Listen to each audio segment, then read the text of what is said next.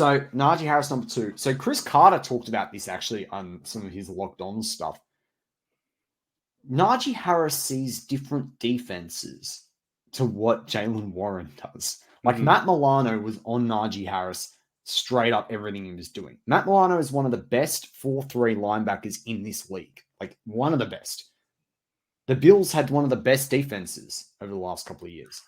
That doesn't make Najee Harris terrible, right? It's a different schematics that you're seeing.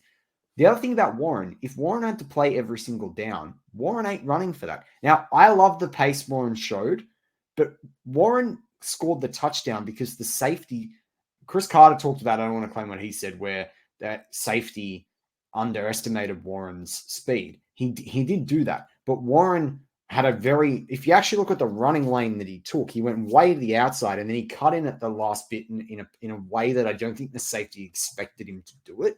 And he is more agile and shifty than what people give him credit for. But he went against some of the fastest safeties in the league. He wasn't going to run around them. He wrong-footed the safety. That's how we got to the end zone. It was a great run, but the fact that it went for a touchdown was because the safety was on the back foot or wrong foot in this instance. So, I just sit there and, who do you want in the open field more, Najee or Warren? Najee in the open field is going to stiff-arm someone into next century. So, I just think people have got to have a bit – and also when you line up, right, if you look at the sets that Warren lines up with, sometimes he lines up when there's 3 or 4 safeties on the field. Oh, there's 3 or 4 wide receivers on the field. That's a different, it has got to be 3. But it's a different thing to when Najee lines up, because he lines up and it's 2 tight ends, or it's 1 tight end and 2 wide receivers. You know that they're advertising that they're running compared to Warren. I think this goes back to that whole wide receiver narrative we're talking about 2 or 3 years ago with do they need a wide receiver number 1? Can they have a 2A and a 2B? And who's that going to be with Juju and Deontay and all that? I kind of feel the same thing happening now with the running backs.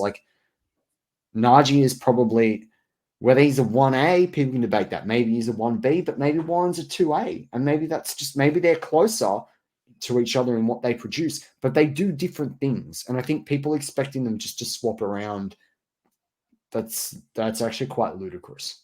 It's insane to me because Najee Harris have had 2 carries in the preseason. And he talked about his limited role with the team, and Mike Tomlin wants to, not give him all the carries and stuff like that. But the ongoing narrative right now is Najee Harris needs to be traded, 1, or 2 needs to be pushed back so Warren is number 1. Stop it. Seriously, why? Stop why it. Would you trade? But why? What people don't understand about running backs on the first round. So people hate running backs in the first round, right? Although 2 were taken in the top 20 this year, wild, right? Particularly with the way that the Lions took Gibbs. But the thing about running backs is that they don't last past 30 very often anymore. You got Najee on the 5th year. The bonus about drafting him in the first round is that you get the 5th year option, and it's cheaper than signing a good linebacker in free agency, even with how much less the linebackers are getting paid. And now you can stick a franchise tag, and with how low they're getting paid, the franchise tag at 10 or 12 million for a top 10 running back in the league is good money. So why would you trade Najee now? Then you got to just go spend another high round draft pick on the first, second, or third. You'll be lucky to find one in the third, so you got to use the second or first to go grab a running back again. But it doesn't make any, and it negates the drafting him at 24 in the first place. Yeah, but it makes no sense to me. We should trade up and got the left tackle Christian Darrisaw. We made the mistake. The thing is, if Warren doesn't make a big down and he plays bad, then they're talking about we need number 2. There's always I think in the mind of the fan is always we need that change. It's Najee Harris has played nothing to do with preseason. There was one run I did see him play out of the 2 or 3 runs he did this season so far in preseason that he carried 3 or 4 guys to 4 yards. It might have been last week's game, right? And I was that's pretty good. That's not bad. Now, just because Warren got the big run, and I love Warren, I think he's fantastic. I do think he's going to get 1,000 yards this year. I think they both will get 1,000. That's my bold prediction. Just because he did a massive run doesn't mean that he will be number 1 running back. It doesn't make any sense to me. Can I play now? Well, you can if you want to. You play what devil's? What is advocate? I want to play devil's advocate, right? And this is what every fan out there needs to ask themselves that debates this. How many yards do you need for a first down? Well, 10. Right. How many yards do we pretty much know Najee Harris is going to get on 99% of his runs? Well, I guess I don't know the actual stat, but he's going to probably get about four or five. Right. Right. That's what I wanted for, right? Best case 5. Mm-hmm. So he's 40%. You're 40% to getting the 4. Like, yeah, but they want him 9 to be... times out of 10, he's going to run 4 yards, and then you've only got to get 6 to get the first down through either 2 more runs or 2 passes. Like, I don't think people give enough credit for consistency, and Najee Harris at his size can be a consistent runner that gets you 4. If he can get us 4.5, 5, even better. If he gets you 5 yards every time, you're laughing. Yeah, you've got 2 downs to get 5 yards. It's not that like this game, NFL more than a lot of other sports it's pure maths, really. Like, it's geometry, it's trigonometry, it's all those things, but it's maths. How quickly can I get 10 yards? And like, in terms of the amount of downs I've got.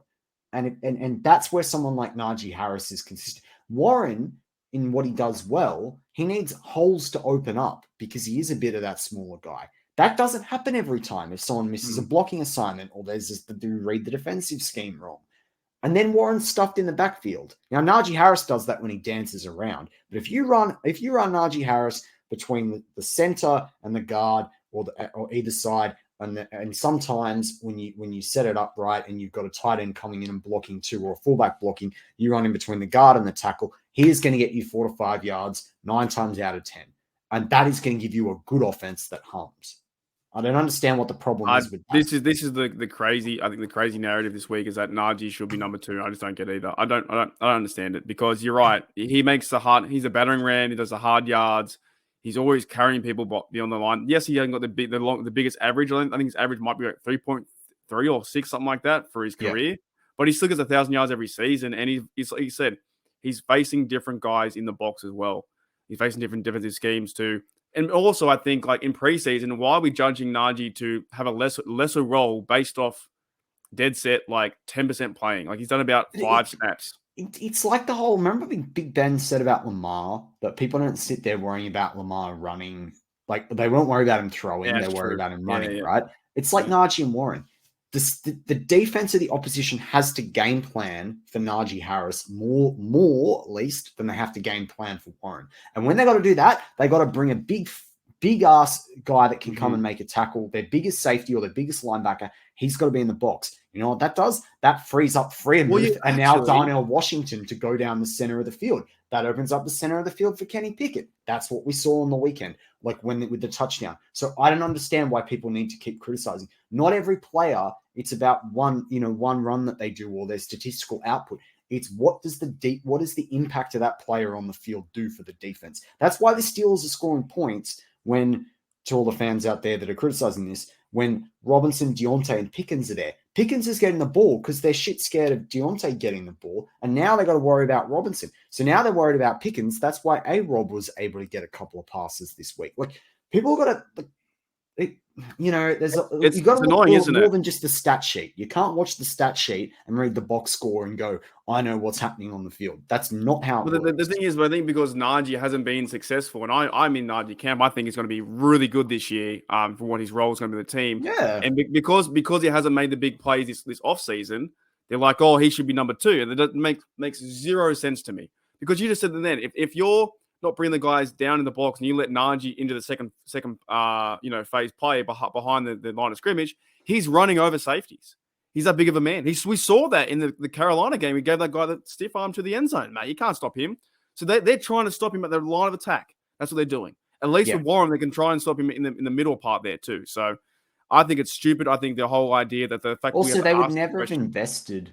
They would never have invested in James Daniels or Isaac Seumalo. Now, if they didn't want Najee to do well. Now, they'd also invested in, because Kenny Pickett's the sort of quarterback that needs better interior guards than the tackles. Like, I mean, with every quarterback needs good tackles, but like the interior guards are very important in the way the Steelers run their offense. But it's also because Najee Harris is not a sideline to sideline runner. He's a freaking downhill runner. Yeah. And to get downhill runs, you have to get interior blocks. You can't miss an interior block or you get shut down in the backfield. And we're going to see him have a great game, I think, versus the Niners. I really do think we'll have a great game because I just find that Summer Stealer Nation is like the fact you want to ask the question to change him to second makes no sense to me at all.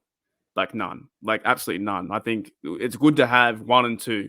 And same with your narrative, the idea too of the receivers. Like, why do we have to think one's better than the other? We're a team, right?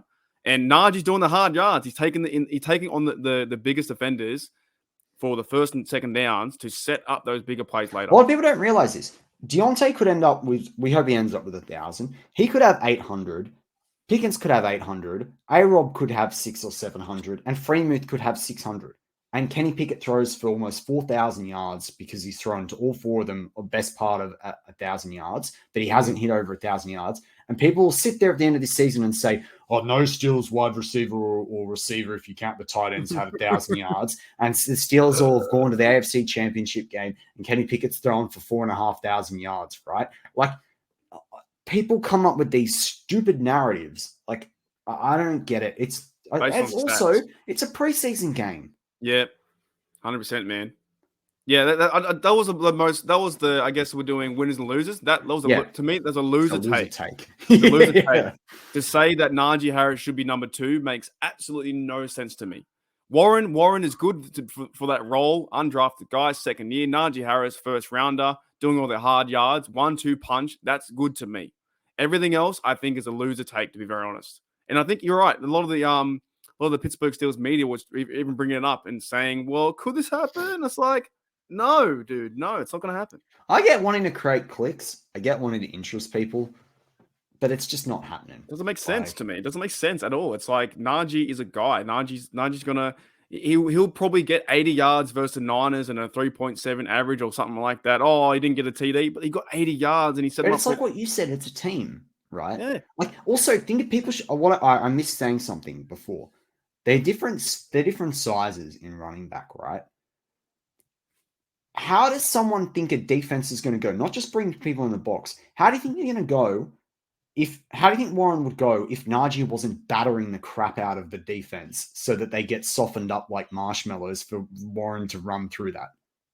Like, it doesn't just, if they're feeling fresh because they've got to go against 2 shifty running backs, that's not an issue. But every time you hit Najee, he's going to hit you back. And when he hits you back 20, 30 times in a game, let's call it 20 times in a game, that means that Warren comes on the field, they've got guys that are fatigued, or they're so fatigued that they're not even on the field, and then Warren's playing against second stringers, and Warren is going to beat a lot of second stringers. So the craziest thing is we're basing this take off 3 carries, 1 for Warren, 2 for Najee, and they're trying to shift this narrative of that's the new thing is that now the 3 carries that were in the preseason game. Oh, could there be a change at running back? No, sorry. The numbers we're not that channel. Do you want this channel go to chat? Because we're not that channel. It's not happening here. No, we see for real fans. This is for real fans. Well, it's right in front of you. Najee's number 1. He's going to be number 1 the whole year. Warren's number 2, and he's a great number 2.